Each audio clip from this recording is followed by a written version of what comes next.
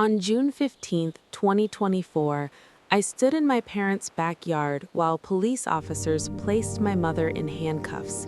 My father stared at the ground, and my brother tried to argue his way out of a federal fraud charge. 60 people from our church watched in silence. They thought they were attending a 34-year wedding anniversary. Instead, they were witnessing the collapse of a lie that began the year I was born. My name is Alara Whitcomb. I am 34 years old, a compliance analyst trained to detect financial fraud. What I did not know was that the biggest fraud I would ever uncover was my own family. Chapter 1: The Man They Called Dangerous. I have spent my entire adult life believing that paperwork tells the truth. I am 34 years old, born in 1990, and I work as a senior compliance analyst at Midstate Regional Bank in Mechanicsburg, Pennsylvania. My job is to find what other people try to hide. Fraud leaves fingerprints. Numbers never just disappear. If something is wrong, there is always a trail. That belief used to make me feel safe. The Whitcombs are well known in our church community. My mother, Margaret Whitcomb, 61, runs events for the Women's Fellowship. She organizes potlucks, charity drives, holiday programs. People call her dependable. My father, Daniel Whitcomb, 65, retired in 2022 after decades as a claims manager for a national insurance company. He likes to remind people he built his career from the ground up. My older brother, Ethan, is 37. He runs Hale Ridge Developments, LLC, or at least he tries to. His real estate venture collapsed in 2017 after a townhouse project stalled and investors pulled out. In family conversations, that failure is always described as a temporary setback, a learning experience. My younger sister, Lydia, is 30. She travels, blogs, posts filtered sunsets from Portugal and Bali. My parents call her adventurous, free-spirited. And then there is me. I was the responsible one, the practical one, the one who did not complain. In 2011, when I wanted to finish my degree part-time and pursue a compliance certification, I took out $48,000 in student loans. Ethan's MBA had been paid in full. I never asked why. Family dinners in Mechanicsburg followed a script. Ethan talked about deals, Lydia talked about flights and sponsorships. My mother praised their ambition. If I brought up work, my father would nod politely and change the subject. Once, when I mentioned the long hours of an audit review, my mother said I worried too much. She said I had always been overly sensitive. Across the street from my parents' house lives Rowan Hale.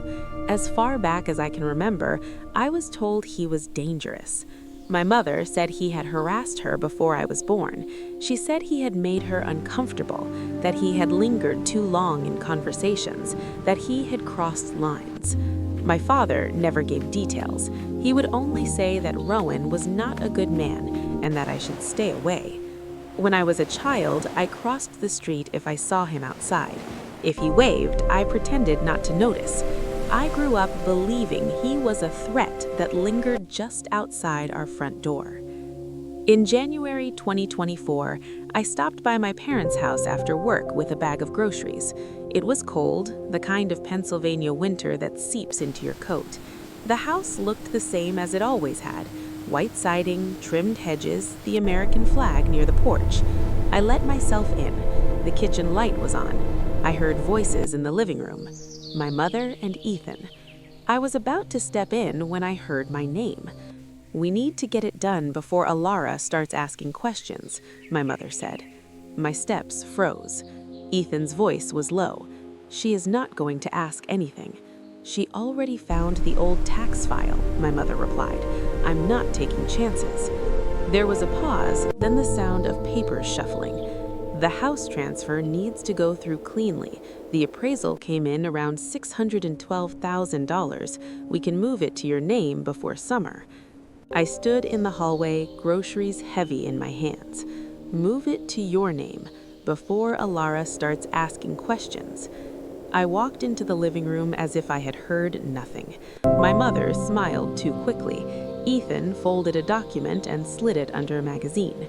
"We were just talking about refinancing options," my mother said. I nodded. I set the groceries on the counter. I told myself not to overreact, but something had shifted. That night, I stayed later than usual. My parents went to bed around 10. I lingered downstairs, then quietly climbed the narrow steps to the attic. The attic smelled like insulation and dust. Boxes lined the walls, labeled in my mother's careful handwriting. Christmas decor, old school projects, baby clothes. I don't know what I was looking for. I just knew that I needed to see something that had not been curated for me. In a faded shoebox tucked behind a stack of photo albums, I found loose photographs. Most were ordinary: birthday parties, Easter dresses, Ethan holding a fishing rod. Then I saw it. A Polaroid dated October 1989. My mother was visibly pregnant. Her hand rested over her stomach. Standing beside her, close enough that their shoulders touched, was Rowan Hale, younger with darker hair, but unmistakable. Their hands were clasped. On the back, in ink that looked like my mother's handwriting, were 3 words: "Our miracle." I sat on the attic floor for a long time. I was born in July 1990, 9 months after October 1989. The math was simple. When I came downstairs, my mother was in the kitchen pouring herself tea. I placed the Polaroid on the table between us. Her face drained of color before she masked it. "Where did you get that?" she asked. "The attic. Why is Rowan Hale holding my hand when I'm pregnant with me?" Her jaw tightened. "That was a mistake, a foolish mistake before I married your father." "Is he my father?" The question hung between us. "Don't be ridiculous," she snapped. "You know who your father is. Then why does this exist?" Her voice rose. "Because people make mistakes. Because not every photo needs to mean something." My father walked in, drawn by the tension. "What is going on?" "Alara found an old picture," my mother said sharply. "She's reading into things that don't matter." I looked at my father. "Did Mom file a harassment complaint against Rowan?" "Yes," he said immediately. "In 1991, it was dismissed because there was not enough evidence. That doesn't mean he didn't make her uncomfortable." "Did he ever try to claim paternity?" My father's expression changed. "That is enough. We are not discussing this." I felt something inside me harden. For 34 years, I had accepted their version of events. I had avoided a man across the street because I was told he was dangerous. I had never questioned why no one else in the neighborhood seemed afraid of him. "I'm not trying to hurt you," I said quietly. "I just want the truth." "The truth is that Rowan Hale is not part of this family," my mother said. "Drop it." My father added that I was stirring up old wounds and that sometimes it's better not to dig into the past. I left shortly after. Driving home through the quiet streets of Mechanicsburg, I replayed every memory I had. The way my mother would tense if Rowan's name came up. The way my father avoided details. The way my birth story was always vague. I work in compliance. When something doesn't line up, you don't ignore it. You verify it. The next morning before work, I went online and requested a certified copy of my birth certificate from Cumberland County. If paperwork tells the truth, I was about to find out which version of my life was real. I did not call my mother again that night. I did not look across the street at Rowan's house when I drove past. For the first time, I was not afraid of the man they had warned me about. I was afraid of my own parents might have done. Chapter 2. Paper Trails Don't Lie. The certified copy arrived in a plain white envelope, the kind that carries nothing but routine. My name was printed in black ink, neat and impersonal. I opened it at my kitchen table before work, telling myself this was just another document, just another record to verify. The paper inside felt heavier than it should have. My birth certificate looked ordinary at first. My name, July 1990, Mechanicsburg, Pennsylvania. Margaret Whitcomb listed as my mother, Daniel Whitcomb listed as my father. Then I saw the notation near the bottom. Amended March 1992. Amended. I read it twice, 3 times. 2 years after I was born, something about my birth record had been changed. In my world, amended never means nothing. It means the original version was not acceptable. The next morning, I drove to the Cumberland County Records Office in Carlisle. The building was quiet, fluorescent lights humming overhead. I stood in line behind people paying property taxes and asking about deeds. When it was my turn, I slid my ID under the glass and asked what the amendment referred to. The clerk typed my name into her system. She said there was a voluntary acknowledgement of paternity on file, signed by Daniel Whitcomb in March 1992, 2 years after my birth. I asked if there was any filing from Rowan Hale. She checked again and said no. No notification record either, at least not one attached to the voluntary acknowledgement. She could not give legal advice, but her tone made it clear that Daniel had formally claimed paternity at that point. I walked out with a copy of the filing in my hand. Daniel had not been listed as my legal father at birth. He had chosen to become my legal father later. I sat in my car for several minutes, staring at the steering wheel. My mother had always told the story like it was simple, like everything had been clean from the beginning. It was not. That night, I began searching Rowan Hale the way I would search a subject at work, methodically, quietly. He had been a professor at Harrisburg Community College from 1989 until 2022. There were faculty pages, retirement announcements, newsletters. I checked public criminal records in Pennsylvania. Nothing. No arrests, no convictions. The only case tied to his name was a complaint filed in 1991 by Margaret Whitcomb, dismissed due to insufficient evidence. Dismissed. The monster from my childhood did not exist in any database I could access. In February 2024, I ordered a DNA test. I did not tell my parents. I did not tell Caleb. I barely admitted it to myself. The kit arrived in a small box that looked harmless.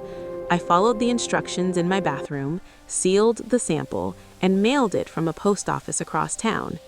As I slid it into the outgoing bin, I felt like I was sending off proof of something that could not be taken back. Waiting was worse than I expected. I went to work, attended meetings, reviewed suspicious transactions, and caught myself staring at spreadsheets without seeing them. Caleb asked if I was all right. I told him it was family stress. He said we needed to stay focused, that distractions could derail long-term plans. I nodded and said nothing. In early March, the email notification arrived while I was sitting in my car outside the bank. I logged into the portal with hands that would not stay steady.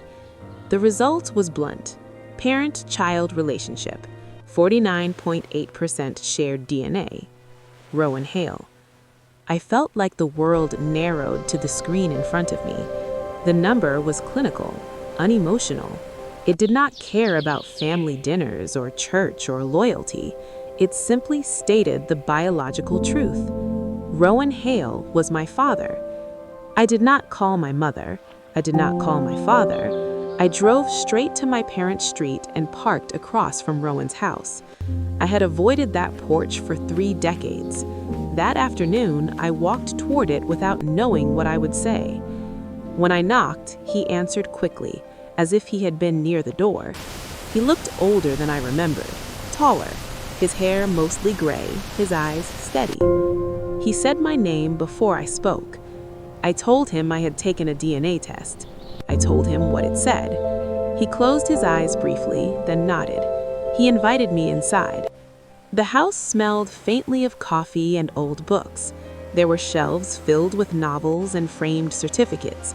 It did not look like the home of a man who spent his life stalking neighbors. I asked him if he had been with my mother in 1989. He did not hesitate. He said yes, 4 months. He said it had been serious to him. When she told him she was pregnant, he asked her to marry him. She refused. She married Daniel instead. He told me she came to his office in 1991 and said I was his child. Not gently, not kindly. She told him he would never be part of my life. Shortly after, she filed the harassment complaint. It was dismissed, but the accusation alone damaged him. He was warned that pushing for paternity could cost him his job and his reputation. I asked him why he didn't fight harder. He said he consulted an attorney. He was advised that without Margaret's cooperation, and with the complaint hanging over him, the legal battle would be long, expensive, and uncertain. He said he was told that even if he established paternity, custody or visitation would not be guaranteed. Then he said something that made my chest tighten. He said he created a trust in 1991. He walked to a desk drawer and brought back a thick folder. He placed it on the coffee table between us and opened it. The agreement was dated late 1991. Initial funding was $80,000 from his mother's inheritance and his own savings. He named Margaret as trustee. He believed, he said quietly, that Margaret would protect the money for me. The investments were conservative, index funds, bonds. Annual statements showed growth over time. There was a sharp dip during the 2008 financial crisis, then recovery. By 2016, the balance hovered between $180,000 and just over $200,000 depending on the market. Then came the transfer. In 2016, $182,400 was moved out of the trust and into an account connected to Hale Ridge Developments, LLC, Ethan's company. I stared at the transaction history. It was not subtle. It was a single large movement, justified in the paperwork as being in my best interest. Rowan said Margaret had filed documentation claiming temporary incapacity on my part. She asserted that she needed to manage funds for my welfare. He said he was not notified until after the fact. By the time he realized what had happened, the money had been invested into Ethan's failing project. I asked if my father knew. Rowan did not look surprised by the question. He said Daniel knew the truth in 1992. The voluntary acknowledgement of paternity that amended my birth certificate was not an accident. He signed it knowing I was not biologically his. He agreed to keep Rowan out.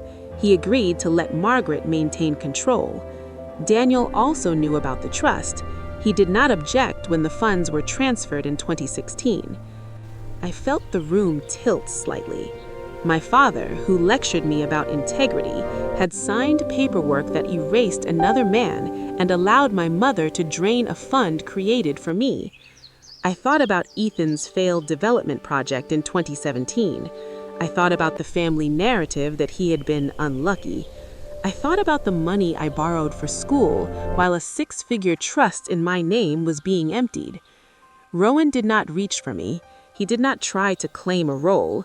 He simply showed me the documents and let me sit with them. When I finally stood, I gathered copies of the statements. My hands were steadier now, not because I felt better, but because the fear had begun to transform into something else. This was not just about who my biological father was. It was about a deliberate decision to alter my legal identity in 1992 and a calculated transfer of a nearly $100,000 in 2016. As I stepped back onto the sidewalk, I looked across the street at my parents' house. The curtains were drawn, the lawn was trimmed. It looked like every other home in the neighborhood. Only now I understood that the danger in my childhood had not lived across the street. It had lived inside my own house. Chapter 3. What they stole from me. The realization did not fade when I woke up the next morning. It sharpened. I have always believed that if you suspect fraud, you start with the numbers. So that is what I did. I pulled my credit report because I was preparing to apply for a mortgage.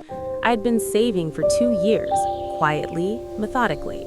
I thought I was in a strong position. My credit score was 612. I stared at the number like it belonged to someone else. Scrolling down, I found 4 credit cards opened between 2013 and 2018. Total outstanding balance, $38,600. Payment history inconsistent. Some accounts had been charged off. I had never opened those cards. My chest tightened as I clicked into the details. The addresses listed were my parents' address in Mechanicsburg.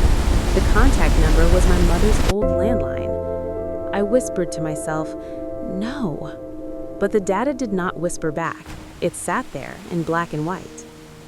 I spent the rest of that evening cross-referencing account numbers, checking timestamps, confirming that the activity lines matched years I was living in a small apartment, making minimum student loan payments, and budgeting every grocery trip. They had opened credit in my name while I was building my career. The next layer was worse. I pulled tax transcripts through the IRS portal. It took time, security codes, and patience. When the records loaded, I felt like I was reading someone else's file. From 2013 through 2023, I had been claimed as a dependent with anxiety disorder. I blinked at the screen. I had worked full-time at Mid-State Regional Bank since 2012. I had filed my own taxes every year. I had health insurance through my employer. And yet, in their filings, I was listed as financially dependent and medically limited. There was a letter from the IRS dated 2019 requesting clarification about dependent status. It had been mailed to my parents' address. I never saw it. The lie was not small, it was systematic. I sat back in my chair and felt something shift inside me. The birth certificate, the trust, the credit cards, the tax filings. This was not one bad decision, it was a pattern. The problem with working in compliance is that you recognize intent when you see it. At work, I tried to behave normally. I attended meetings about suspicious wire transfers. I flagged transactions for review. I nodded through a presentation about internal audit procedures. But 2 days later, Human Resources emailed me. They asked me to come in for a discussion regarding a potential tax-related issue tied to my Social Security number. I knew immediately where it was coming from. I walked into the HR office with my spine straight and my pulse racing. My manager, Karen, was already seated at the table. She looked uncomfortable. Karen cleared her throat. "We received an inquiry related to an IRS review tied to your name. It does not appear to involve the bank, but we need clarification." I kept my voice steady. "I believe I am the victim of identity fraud by family members. I am in the process of working with legal counsel." Karen blinked. "Family members?" "Yes." There was a long pause. Karen said they would document my statement and asked me to keep them informed of any developments. I left the room aware of something new. My private crisis had entered my professional life. In my field, credibility is everything. Even the hint of impropriety can stain a reputation. That night, Caleb came over. He found me at the kitchen table, surrounded by printed reports and highlighted statements. "What is going on, Alara?" he asked. I told him, not everything at once, but enough. The amended birth certificate, the DNA result, the trust, the credit cards, the tax filings. He ran a hand through his hair. "This is going to get messy." "It already is." He paced once across my living room. "You cannot let this blow up publicly. I am in the middle of a funding round. Mercer Development is talking to 2 new investors.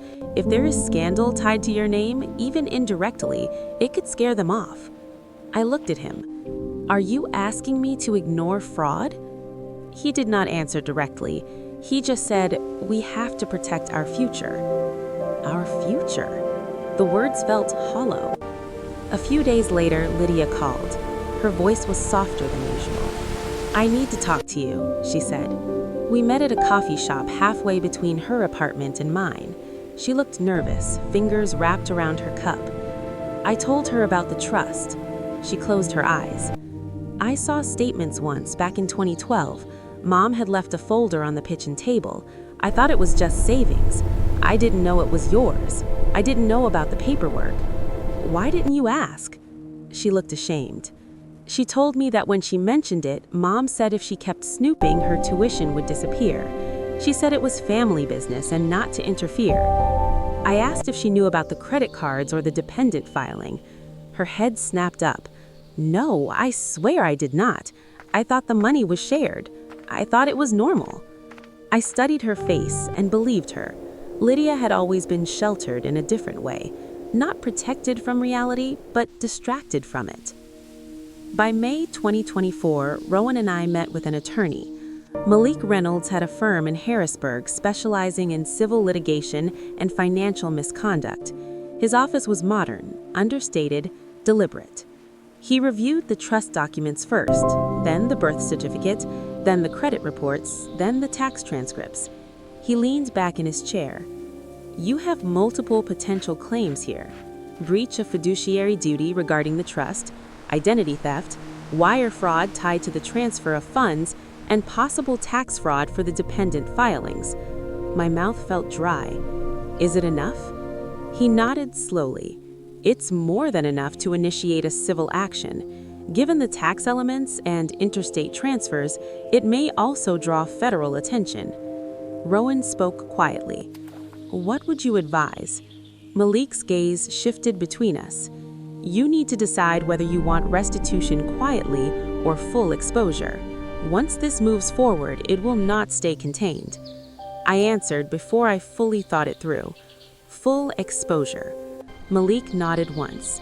"Then we do this properly." Within weeks, he submitted documentation to the appropriate authorities. The IRS opened a formal review after receiving the transcripts and evidence of dependent misclassification. The trust transfers were flagged as potential fraudulent conveyances. I signed a power of attorney form in his office. My hand did not tremble. For most of my life, I adapted. I minimized. I excused. I absorbed discomfort so other people would not have to. This was the first time I chose confrontation over comfort. When I walked out of Malik's office that afternoon, the sky over Harrisburg was heavy with late spring clouds. Rowan stood beside me, quiet but steady. "Are you sure?" he asked. I looked at the folder in my hand, at the copies of every lie that had been filed under my name. "I'm sure." For the first time in my life, I was not asking for permission. I was building a case. Chapter 4: The Perfect Anniversary. The next step was visibility. If my parents had spent 34 years protecting an image, I was going to use that image against them. In late May, I called my mother. I kept my voice calm. "We should celebrate your anniversary properly this year. 34 years is a big deal." There was a pause on the line. Then I heard the smile in her voice. "That would be lovely, Ilara. It has been too long since we hosted something special."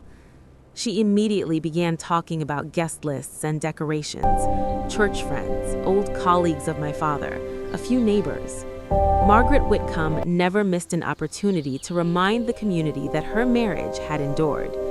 We set the date for June 15th, 2024. 3 weeks. 3 weeks to finalize everything. In that time, I became 2 different versions of myself: the dutiful daughter helping plan a party, and the compliance analyst compiling evidence. I returned to Rowan's house twice to scan additional trust statements. I met with Malik to ensure every document was organized and time-stamped. I requested certified copies of the amended birth certificate. I located archived emails between Daniel and Ethan from 2016 that Rowan had recovered through subpoena discussions. In one email, Daniel wrote that Ethan needed the money more urgently than Ilara would ever notice. I printed that line and highlighted it. At night, I rehearsed how I would stand in front of 60 people and not collapse. Caleb grew more anxious as the date approached. One evening, he came over unannounced. He paced in my living room, running numbers in his head. "If this becomes public, investors will connect my name to yours," he said. "They will Google, they will see fraud. It will hurt the funding round." I looked at him across the table, covered in documents. "So you were asking me to protect your investors instead of protecting myself?" "I am asking you to think long-term." "I am thinking long-term." He stopped pacing and stared at me. "If you move forward with this, everything changes." I held his gaze. "It already has." He laughed without kissing me goodbye.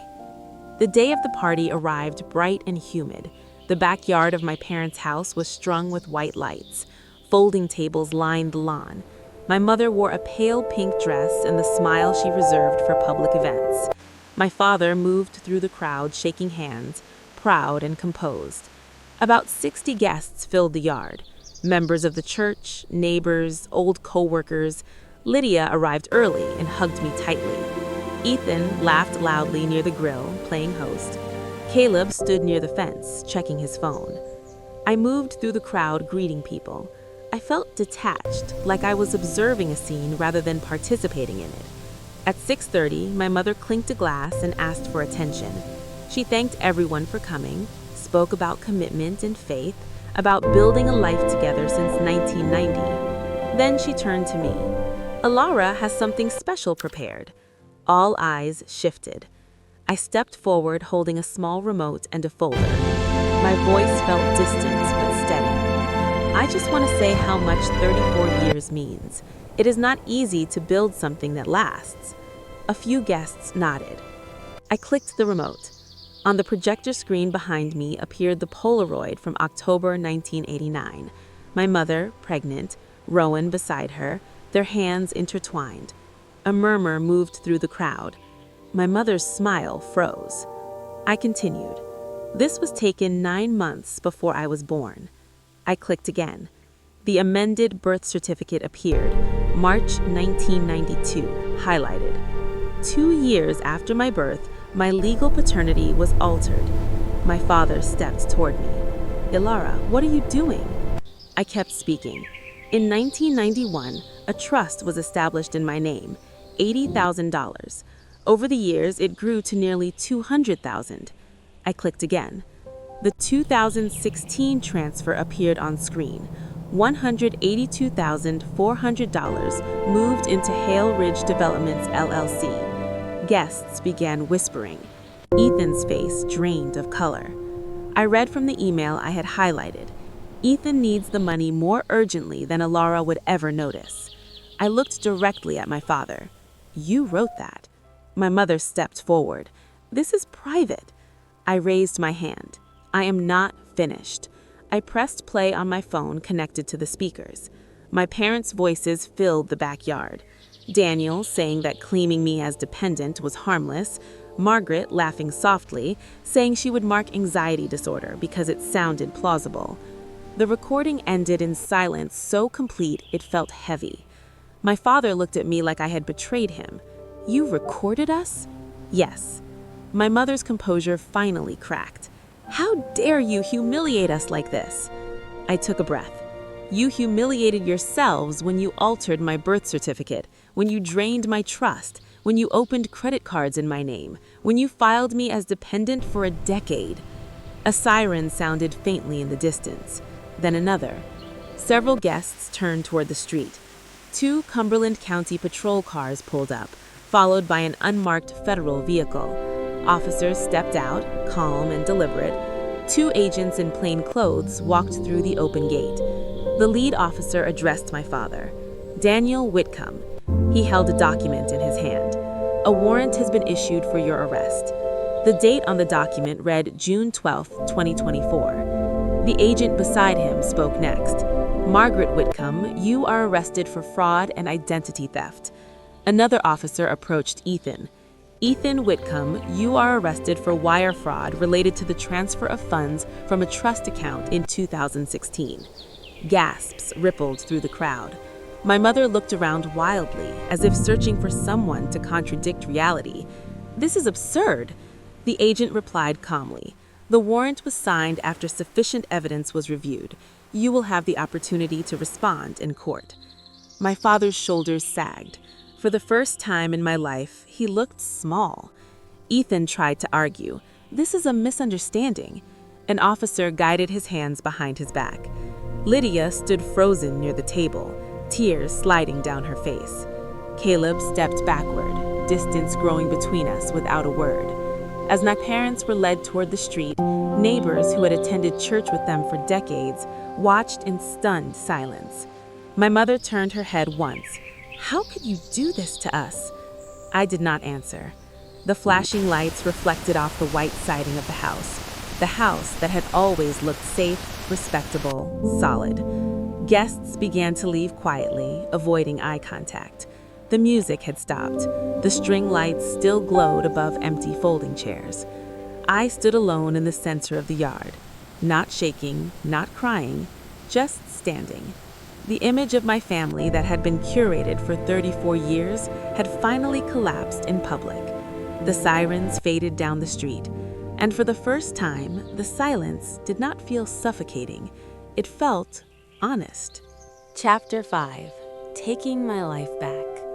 The months that followed were quieter than I expected. There were court dates, depositions, meetings with attorneys, and long stretches of waiting. Legal processes move slower than emotions. By the time March 2025 arrived, the shock had faded into something steadier. The courtroom in Harrisburg felt smaller than I imagined. No dramatic speeches, no shouting, just procedure. Margaret Wickholm was sentenced to 5 years in state prison for fraud and identity theft. The judge's voice was measured, almost gentle as she listed the counts.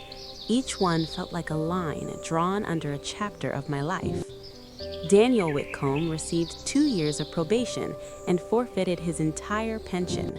Conspiracy and tax fraud, the court said. He stood stiffly, shoulders back, as if posture could undo consequences.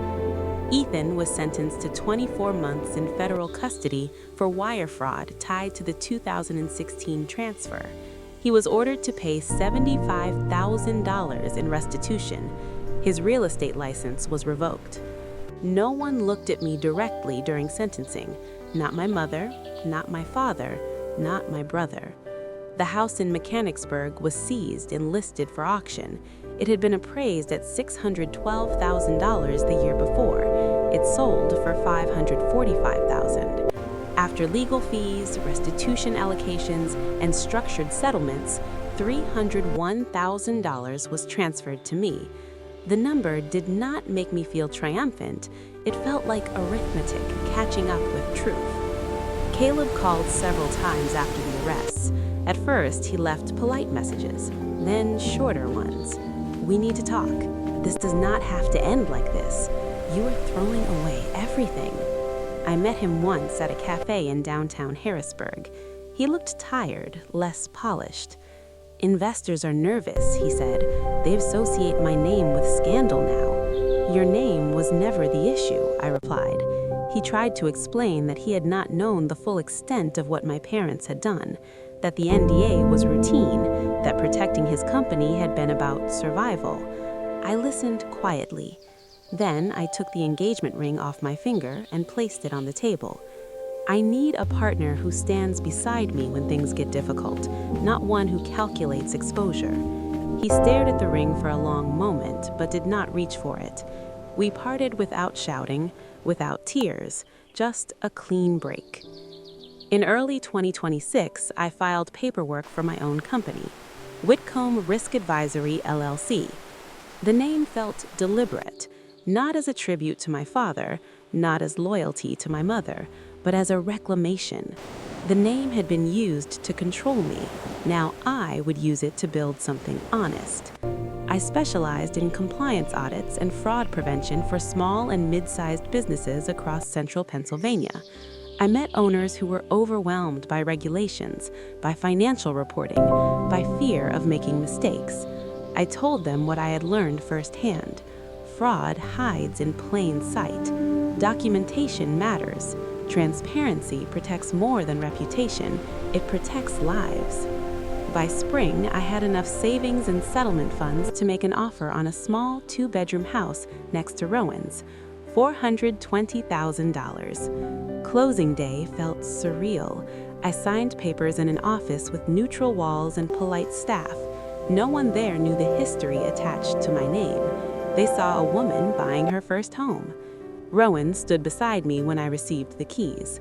That evening, we sat on his porch with takeout containers balanced on our knees. The neighborhood looked unchanged. Kids rode bikes, dogs barked, lawns were freshly cut. After a while, Rowan went inside and returned with a box. He handed it to me without speaking. Inside were 34 birthday cards, one for each year from 1991 through 2024. Some were simple, some had long handwritten messages. He had written them every year and kept them in the drawer of his desk. I opened the first one. I do not know if you will ever read this, but I hope you grow up strong and kind. The ink had faded slightly over time. My vision blurred. You never sent them, I said softly. I was not allowed to, he replied. I spent hours that night reading through words meant for me across decades I never knew. Lydia moved back to Pennsylvania later that year. She found work as an interpreter for a nonprofit serving immigrant families. We met for lunch once a week. We talked carefully at first, then more freely. She apologized more than once. I told her I did not blame her.